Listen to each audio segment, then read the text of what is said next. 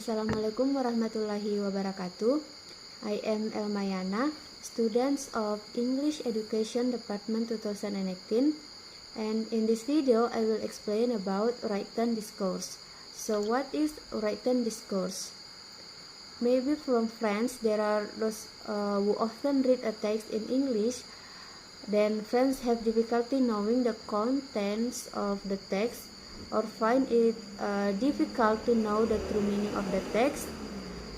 Actually, this is doesn't completely validate the reader, but also maybe because the text is not written in the right way.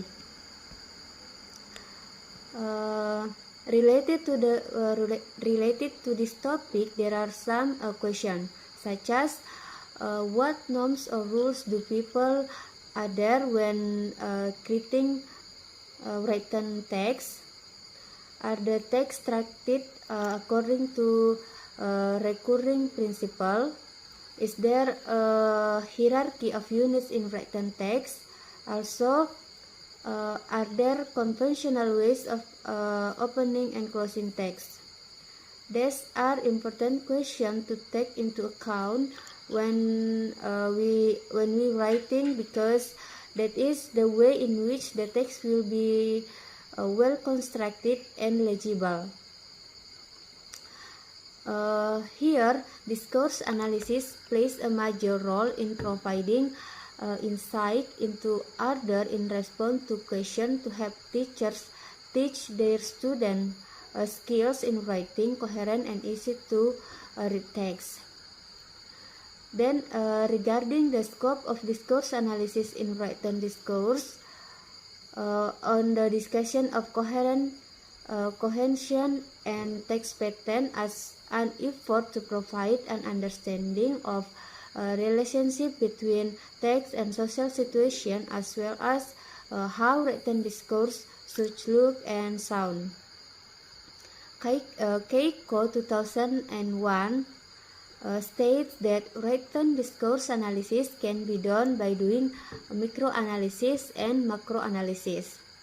Microanalysis focus on analyzing vocabulary and grammar, including cohesive relationship and grammatical regularity. Whereas macroanalysis investigates the organization of text such as patterns and types. In 2016, Al-Wali conducted a discourse analysis of several written texts to explain how the application of the principle of cohesion and coherence helps a teacher to teach students to write text that is easy to read and coherent.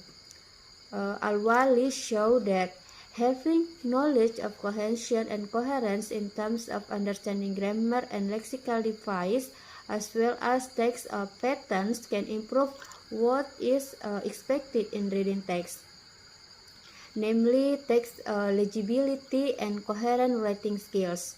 Al-Wali further recommend that use of cohesion devices and text patterns in teaching written English text. So let's talk about cohesion and coherence in written discourse. Cohesion and coherence in text are crucial. Cohesion can be considered as a factor that determines whether a text is well conducted or just a group of sentences that are not related to each other. The text is said to have coherence if the sentence forming it are constructed in an orderly manner, so that the reader can understand the whole text. About grammatical device or grammatical cohesion. In grammatical cohesion, there are 4 types, namely reference, substitute, ellipsis, and conjunction. Where reference is an act of referring to something or someone in a discourse, whereas substitution is a type of cohesive device used to replace one item in text with another. item in other text.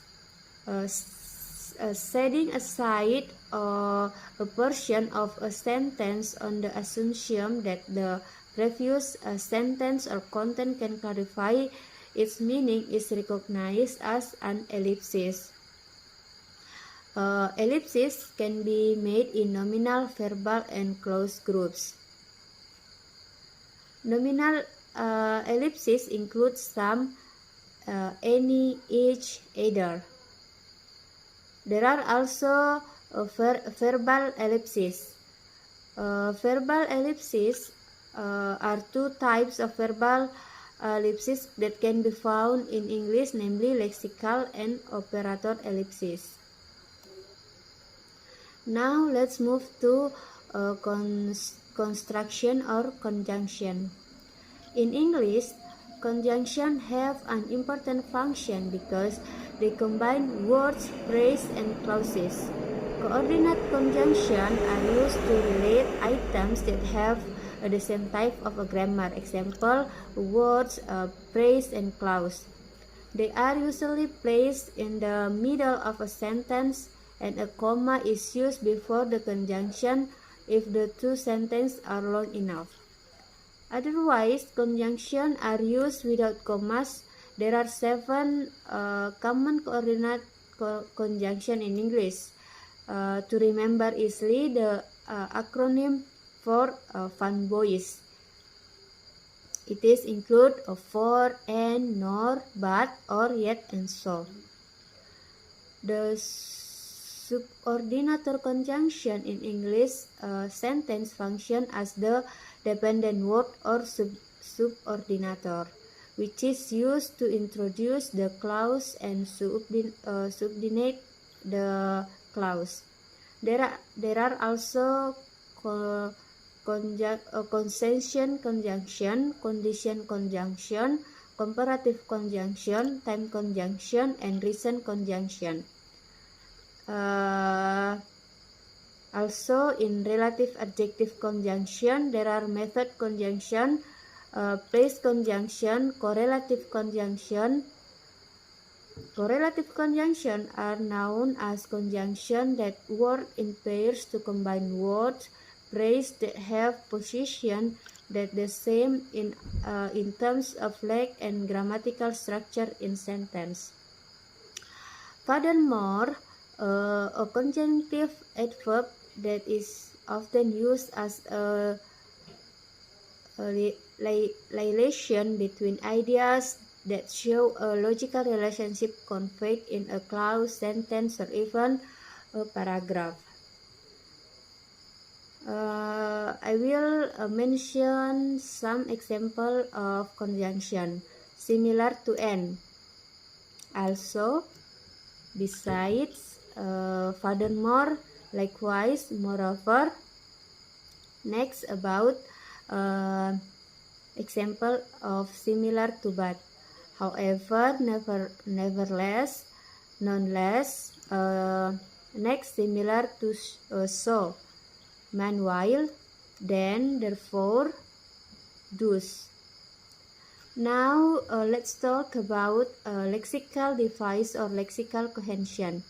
Lexical device refer to vocabulary that is used to create coherence in text. Lexical cohesion has two main types, namely repetition and collection.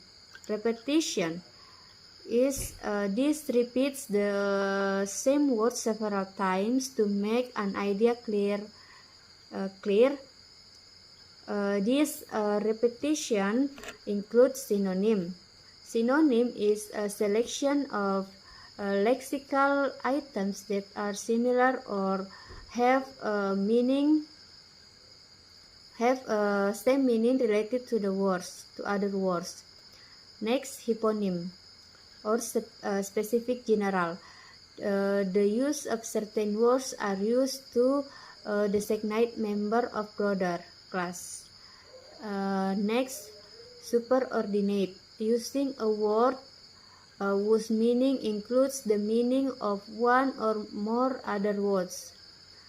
Metonym, a word or phrase used to represent another word. It results from the selection of a lexical items which is in some sense of a part or a relationship with the preceding item. Antonyms. Antonyms, choosing words that have a opposite meaning to others. And then collection.